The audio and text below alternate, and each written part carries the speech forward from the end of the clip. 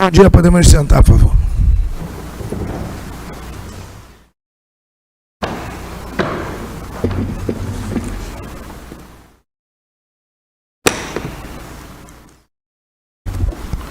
Declaro aberta a sessão do dia 27 de agosto, sessão do Sistema Eletrônico, e em votação a ata da sessão do dia 22 de agosto. Não havendo comentários, aprovada a ata. Palavra com a senhora secretária. Tribunal Marítimo, pauta da sessão do dia 27 de agosto de 2024, pelo Sistema Eletrônico de Informações SEI. Processo número 37.202 de 2023. Juiz relator Fernando Alves Ladeiras. Juiz revisor Sérgio de Moura. Para o Tribunal conhecer representação de autoria da Procuradoria Especial da Marinha contra Galáxia Marítima S.A. O senhor juiz revisor pediu a inclusão do processo na presente sessão. Palavra com o senhor juiz relator, juiz Fernando Ladeiras. Excelentíssimo senhor juiz presidente, excelentíssimos senhores juízes, conste que cerca das 20 horas e 25 minutos do dia 21 de dezembro de 2021, ocorreu a deriva da embarcação GNV 1001, ocasionada por uma falha no sistema de energia e posterior aborroamento desta embarcação com a plataforma Petrobras 31, com a qual executava a manobra de operação de offload e backload, carregamento e descarga, no campo de Merlin, Baía de Campos, Campo dos Goitacazes, com danos materiais, mas sem registro de danos pessoais ou ao meio ambiente. A embarcação GNV 2001 tem 84 metros de comprimento e a plataforma Petrobras 31 tem 321,3 metros de comprimento. O inquérito foi instaurado pela Capitania de Esportes de Macaé, ouvidas as 3 testemunhas e anexados os documentos de praxe. No laudo de exame pericial, que foi indireto, conste que, aí tem uma expressão de comboio, se encontrar um erro de digitação, os peritos apresentaram a seguinte sequência de acontecimentos. A embarcação GNV GNL 1001 encontrava-se operando com a plataforma P31 desde as 16 horas e 45 minutos. Por volta das 20 horas e 25, ou seja, quase 4 horas depois, ocorreu uma falha no sistema de energia, ocasionando a deriva e, posteriormente, esta aborroando a unidade marítima. A embarcação, ao perder máquina, derivou no sentido proa-popa no costado de bombordo, vindo aborroar o costado, baleeira e andaime da P31. O acidente ocorreu com a embarcação parada, já posicionada em operação, com todos os motores em funcionamento. Os peritos então consideraram que os fatores de material operacional contribuíram. Haja vista que houve a quebra do acoplamento do gerador 3, falha no módulo MCM11 do gerador 2 e mau contato no resistor fim de comunicação do gerador 4. E que o plano de manutenção da empresa não contemplava manutenção periódica em tais equipamentos. Conclui então que a causa determinante foi a perda de controle da embarcação 1001, causada por negligência da empresa proprietária, por não ter um plano de manutenção com inspeções periódicas em equipamentos críticos. Aí no relatório que eu disponibilizei para Vossas Excelências, tem a íntegra do depoimento das 3 testemunhas. O encarregado do inquérito, acompanhando os peritos, concluiu que os fatores de material operacional contribuíram e apontou como possível responsável a empresa proprietária da embarcação GNL 1001, por negligência, por não ter um plano de manutenção com inspeções periódicas de equipamentos críticos. O indiciado não apresentou defesa prévia. A doutora Procuradoria, concordando com o encarregado do inquérito com os peritos, apresentou representação em face de Galáxia Marítima S.A., proprietária e armadora da embarcação de apoio GNL 1001, com fulcro no artigo 14, alínea A, aborroamento, fundamentando. Em síntese, alegou que a causa determinante do aborroamento foi o blackout da embarcação. E este, por sua vez, decorreu de falhas nos equipamentos que integram o sistema de geração de energia, mas que não são monitorados de forma independente do conjunto, nem abrangidos por rotina de manutenção periódica. Que não há dúvidas de que a negligência da representada em incluir tais equipamentos numa rotina de manutenção preventiva e eficaz foi a causa do aborramento. Eis que a falha deste equipamento, não devidamente preservados, causou blackout, que por sua vez ensejou a deriva da embarcação de apoio e em seguida o aborramento com a plataforma Petrobras 31. Excelência, a princípio estou recebendo a representação, mas estive conversando com o eminente juiz revisor e entendo que seja bastante pertinente as observações que ele trará para a nossa discussão. Correto, obrigado. Eu esqueci, eu falei bom dia aqui a todos, mas é boa tarde. Boa tarde a todos. Uma coisa só sobre esse julgamento, eu tenho visto esse erro não é morsa. Morsa é um bicho dentuço, parece um leão marinho, é um leão marinho grande, é morsa com 2 S. Então, o juiz, por favor, quando verem morsa, tá, corrijam para morsa, que morsa é um animal. Palavra com o senhor juiz revisor, juiz Sérgio Moura. Excelentíssimo senhor juiz-presidente, excelentíssimos senhores juízes, como adiantou o juiz Ladeiras, conversamos sobre esse caso, porque divergimos em relação ao recebimento da representação e eu vou expor agora os motivos para tais. Pode voltar o primeiro slide, por favor? A douta Procuradoria Especial da Marinha, ela representou única e exclusivamente em face da empresa Galáxia Marítima S.A., na qualidade de proprietária e armadora da embarcação de apoio marítimo GNL 1001, por entendê-la responsável pelo acidente da navegação capitulado no artigo 14, a linha A, abalroamento da Lei 2180 de 54, por ter o supridor GNL 1001 abalroado a unidade flutuante de produção, armazenamento e alívio, FPSO, Petrobras 31, que é exibido aí na tela, doravante aqui denominada P31, para facilitar, no campo de Albacora, município de Campo dos Goitacazes, Rio de Janeiro, em 21 de dezembro de 2021, às 20 horas e 25 minutos. Como não foram incluídos no polo passivo a Petrobras na qualidade de proprietária e armadora da P31, o GEPLAT, gerente da plataforma, nem o COEMB, coordenador da embarcação, eu faço as seguintes considerações. O inquérito número 59 de 2021, a fim de apurar o abalroamento entre a P31 GNL 1001, sem acidentes pessoais tampouco poluição marinha, não logrou êxito em esclarecer devidamente as causas e responsabilidades por esse acidente da navegação, ao concluir que o abalroamento foi causado pela falha no sistema de energia da GNL 1001, ocasionando uma deriva, e, em seguida, o abalroamento da plataforma. Eu também não vou mencionar, esse inquérito, num determinado momento, ele menciona algo que nada tem a ver com casos sobre comboios. Enfim, eu entendo que se tratou de um erro material oriundo da edição de texto dos peritos, e sem a devida verificação, enfim, não estou desconsiderando isso também. Se houve deriva seguida de abalroamento, é óbvio que a operação ocorreu no bordo desfavorável da P31, o que não deveria ter sido autorizado ou instruído nem pelo GEPLAT, que é o equivalente ao comandante das embarcações, nem pelo COEMB, que é o equivalente ao imediato das embarcações. A se verificar ainda se nos procedimentos da Petrobras há previsão ou instrução para que GEPLATs e COEMBs autorizem ingresso de embarcações de apoio marítimo na zona de segurança de 500 metros de raio ao redor da unidade marítima, para operações no seu bordo desfavorável. Os itens, os 2 parágrafos acima, justificam, no meu entender, a inclusão da Petrobras, do GEPLAT e do COEMB da P31 como representados no polo passivo. Tivesse ocorrida a operação, e antes de continuar, só chamar a atenção para a foto, essa é a P31.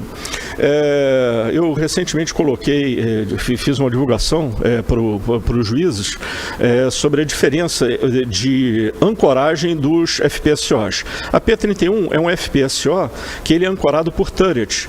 Turret é um cilindro que é incluído, encaixado na proa do navio, que permite que ele gire 360 graus ao redor da resultante de ventos e correntes. Como é desejável, às vezes imperativo, que um FPSO ancorado por turret mantenha um determinado aproamento, as unidades flutuantes, né, os FPSOs ancorados por turret, eles mantêm um pullback, geralmente é um navio de manuseio de âncora, um anchor handling tug supply, na popa com cabo passado. E esse cabo tensionado ou distensionado, ou a mudança de posição desse pullback na popa, altera o aproamento e mantém esse aproamento seguindo a necessidade do FPSO. Isso é um detalhe importante para justificar a minha conclusão daqui adiante. tivesse ocorrido... pode mudar o segundo, por favor?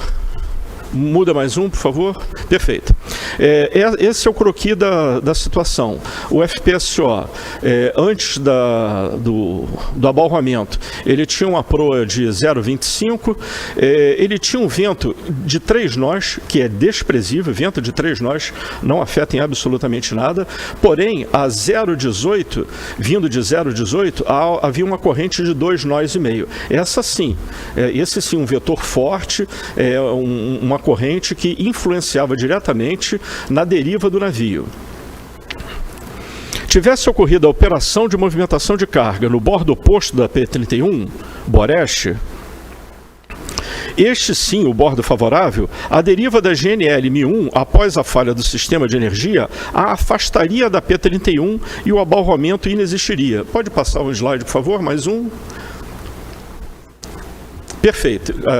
Isso que eu mencionei agora, eu fiz nesse desenho, fiz à mão mesmo, né? Se a embarcação tivesse operado pelo lado de Boreste, com blackout, a deriva afastaria da embarcação. Falhas no sistema de energia em embarcações não são uma questão de se, mas de quando. Acontecerão, cedo ou tarde, e todos os envolvidos devem contar com essa possibilidade ao mitigar riscos desnecessários nas operações entre embarcações. Então, no meu entender, equivocaram-se os peritos do inquérito ao concluir que o abalroamento foi causado pela falha no sistema de energia, pois foi causado, na realidade, pela escolha do bordo desfavorável da P-31 pelo GEPLAT ou Coembe para operação com a GNL Mi-1, induzindo o encarregado do inquérito e a douta Procuradoria ao mesmo equívoco. O inquérito menciona a sequência de eventos já a partir da operação, sem procurar saber os acontecimentos anteriores que foram decisivos para o abalroamento. Perguntado ao comandante da GNL Mi-1 se poderia narrar de forma cronológica, desde o momento da decisão de escolha de aproximação até o momento do abalroamento na P-31, o comandante respondeu que aproximou-se da zona de 500 metros, efetuou todos os testes que são solicitados pelo procedimento e, em seguida, a plataforma autorizou a aproximação. Pode voltar, por favor, o diário de navegação? Mais um. Aí, esse diário de navegação ele é repetido em 2 folhas do inquérito e há mais uma folha do inquérito com um extrato em computador mostrando o relato e o exato horário em que o Coembe Detone, se eu bem me lembro o nome, ele autoriza, após o teste de deriva da embarcação, ele autoriza a entrada e o posicionamento da embarcação no bordo desfavorável.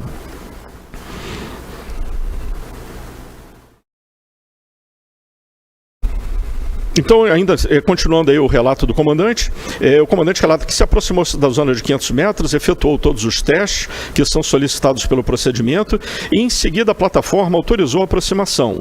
Houve aproximação e ficou do lado do guindaste determinado pela P-31. Logo em seguida, a operação iniciou. Houve um blackout na embarcação GNL Mi-1. De imediato, foi informado a P-31 e a mesma começou a derivar, a mesma GNL Mi-1 começou a derivar para ré devido ao vento e a corrente no momento em que abalroou a P-31. Encerra aqui o depoimento do comandante. Mas a pergunta principal não foi feita pelo inquérito. Por que a deriva levou a GNL Mi-1 a abalroar a P-31? Entre os testes solicitados pelo procedimento, um dos principais é o teste de deriva, quando a embarcação de apoio marítimo inibe toda forma de propulsão e impelimento, ficando ao sabor da resultante das forças principais, a saber, vento e corrente. Com vento de 3 nós, desprezível, vindo de 0,37, corrente de 2 nós e meio, forte, vinda de 0,18, e a P-31 com aproamento de 0,25 graus, o bordo autorizado pela P-31, bom bordo, era evidentemente desfavorável.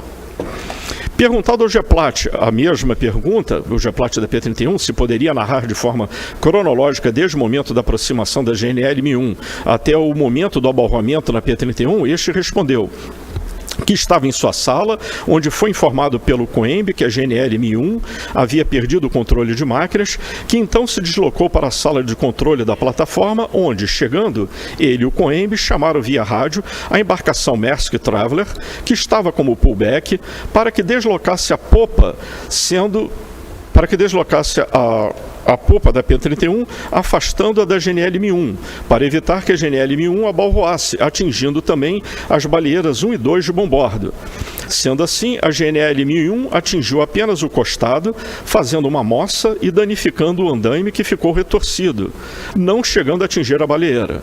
Então, pelo depoimento do GEPLAT, ele atesta que a baleeira não foi atingida, diferente do que foi informado no inquérito pelos peritos. Com essa declaração do GEPLAT, ficou comprovado que a P-31 ela sempre pôde oferecer outro aproamento que deixaria a GNL-1001 a sota, nesse caso aqui, sota corrente, o que eliminaria o risco de abalroamento por deriva. Exatamente, é esse o slide, né? Bastariam 15 graus de mudança de apuramento para bombordo e a resultante, o vetor resultante, que é preponderantemente nesse caso a corrente, faria com que a deriva do GNL-1001 afastasse da P-31. E isso não foi feito. Não foi feito antes. Na hora, somente após o blackout, o GEPLAT deu essa instrução para o pullback. Os croquis comprovam que a unidade marítima, P-31, autorizou a operação em bordo desfavorável, sendo que havia, ao menos, uma de 3 alternativas à operação pelo bordo desfavorável. A saber, volta um slide, por favor. A primeira opção, autorizar a operação por Boreste, que era o bordo desfavorável. O próximo slide, por favor. A segunda alternativa seria a mudança de aproamento de pelo menos 15 graus para o bombordo, fazendo com que seu bombordo passasse a ser bordo favorável. Próximo slide. A terceira opção, não operar. A embarcação, a P-31, instruiria a GNL-1001 a seguir programação, ou, caso a P-31 fosse a última unidade da programação dela, GNL-1001, a P-31 autorizaria a GNL-1001 a aguardar até a mudança de condições que permitissem a operação no bordo favorável. O problema é que, nesse caso, a unidade marítima, no caso a P-31, chama para si as despesas oriundas do downtime, e isso eles procuram evitar.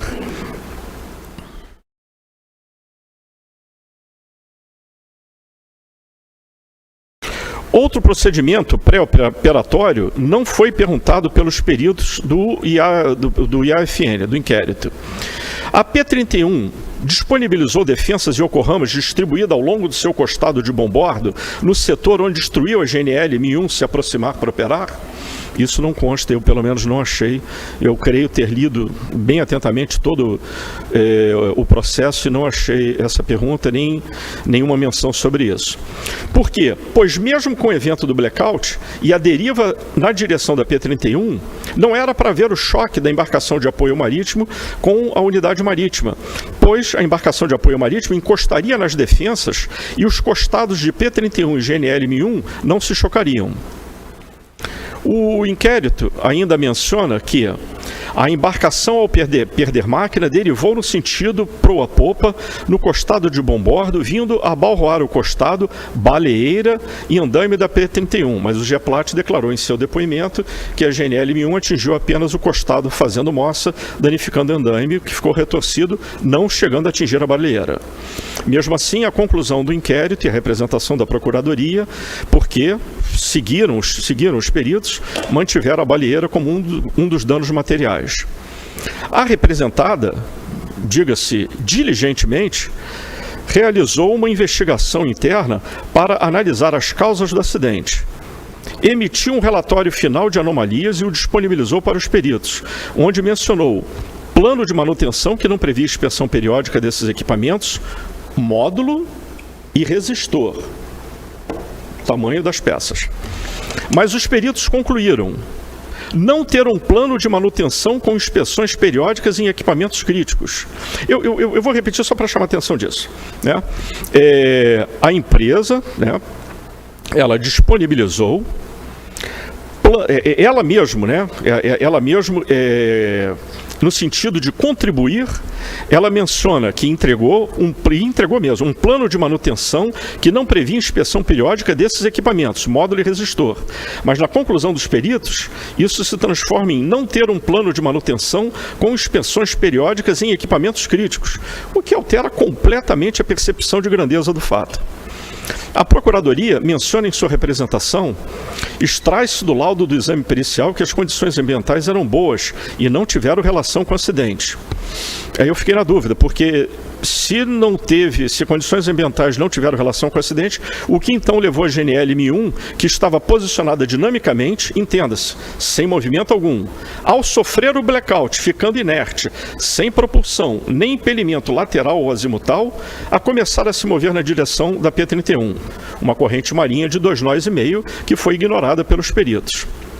Já a empresa, Galáxia Marítima, ela foi zelosa e ciosa ao apresentar seus sistemas de gestão integrada com modo de operação para atividade crítica, o CAMAZOG, tudo de acordo com os procedimentos exigidos pela Petrobras.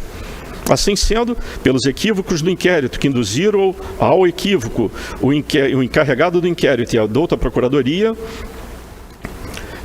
a minha conclusão, assim como pelos equívocos do inquérito, que induziram ao erro o encarregado do inquérito e a PEN a não representar contra o GEPLAT e o COEMB da P-31, o meu entendimento e minha conclusão é que a representação não merece ser recebida, devendo ser arquivada. É como concluo. Obrigado. Palavra aberta para a discussão. Peço a palavra ao senhor juiz-presidente. Em primeiro lugar, agradecer ao eminente juiz revisor pelos seus comentários. Eu acrescentaria, a gente não está, a meu juízo no momento, pelo menos por enquanto, retornando à PEN. Existe uma orientação da própria Petrobras, e não é só da Petrobras, outras operadoras também, de que há responsabilidade de operar pelo bordo favorável ou não do comandante da embarcação de apoio. Então, eu até achei bastante interessante, pertinente, as observações com relação à Petrobras, com relação ao GEPLAT e ao seu imediato, digamos assim. Entretanto, a responsabilidade maior nesta aproximação é do próprio comandante da embarcação de apoio, que não foi indiciado e que não foi entendido pelos peritos, nem pelo encarregado do inquérito, como responsável. Eu até comentei com o eminente juiz revisor, o inquérito não traz muitos elementos para que a PEN possa apresentar outras pessoas no polo passivo, o que, obviamente, a representada pode fazê-lo, né? Mas esse é um ponto importante. O outro ponto importante, justamente a forma de fundeio dessa embarcação, faz com que ela fique sempre aproada a força determinante, que no caso ela estaria aproado à corrente. Tanto é que a diferença entre 18 e 25 é muito pequena, é realmente um valor muito pequeno. Obviamente, algumas outras perguntas poderiam ter sido feitas, aquilo que eu e o eminente juiz Átila temos tido muita preocupação, não de orientar a PEN, mas de nossos cursos que nós estamos participando, de orientar as pessoas envolvidas em produzir laudos periciais e inquéritos, que se preocupem com esses detalhes que são extremamente relevantes para a gente na hora do julgamento. Essas perguntas que faltaram, até o eminente revisor colocou, e que não estão no relatório, e que, inclusive, um ponto a observar, o laudo de exame pericial foi indireto. Nem direto foi. Então, se baseou apenas no depoimento das pessoas. Então, a princípio, eu estou recebendo a representação para que prossiga na forma da lei, como assim apresentou a douta Procuradoria. É só fazer um comentário sobre o comentário do juiz Ladeiras. Nós poderíamos, sim, garantir que o FPSO estaria afilado a resultante de forças, não fosse o pullback conectado. Com o pullback conectado, não podemos afirmar isso, porque com o pullback conectado, o cabo poderia estar tensionado ou não, alterando o aproamento, não ao bel prazer, mas a uma necessidade naquele momento da plataforma.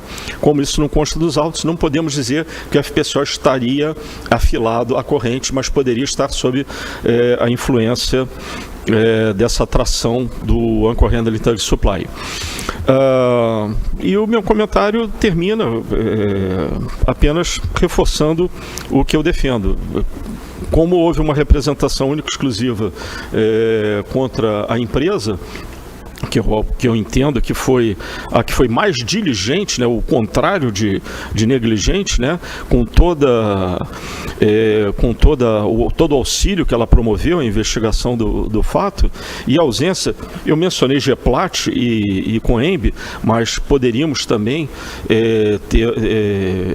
poderia também ter sido incluído no polo passivo comandante. E baseado em caso anterior, muito semelhante, né, quando nós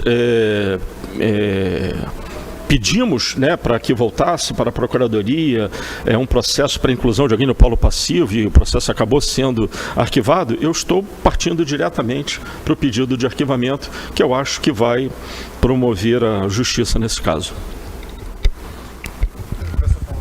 Por favor. O que está se apurando aqui é o barroamento da embarcação de apoio marítimo na unidade de produção ali, que pode ter sido causado ou não. A causa determinante desse acidente pode ter sido a avaria de máquina que foi descrita aí no inquérito e pela PEN. Isso que vai ser apurado. Eu acho que a representação deve ser recebida do jeito que está, sem alterar, porque foi isso que se identificou.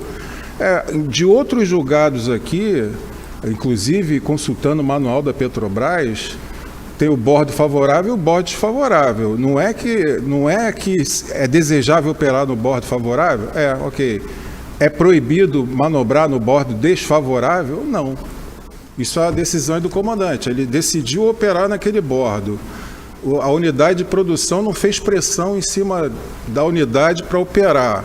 Não tinha, ele apesar de saber que está operando no bordo desfavorável, fez mentalmente, cumpriu um checklist qualquer de procedimento, onde ele avaliou mais a possibilidade de um risco qualquer ocorrer. Ele teria que ter se precavido para operar nesse bordo. Alguma coisa ele fez. Agora, se uma embarcação de apoio marítimo se aproxima, perde máquinas. Se ela perde máquinas, ela perde DP, perde o posicionamento secundário lá, seja por radar ou outra coisa qualquer. E teve esse aborramento. Eu acho que é isso que se quer apurar nessa representação e nesse inquérito. Respeitando aí o entendimento diverso do juiz Sérgio, eu acho que a representação pode prosseguir no jeito que está. Peço a palavra, senhor presidente. Só o bordo desfavorável, na verdade a corrente que foi apontada ali, 2,5, né? 2,5 knots. O ângulo ali é 7 graus, 25 para 18. Ou seja, essa corrente, na verdade, ela é de 0,3 knots, não de 2,5. Então, não é tão desfavorável assim esse bordo.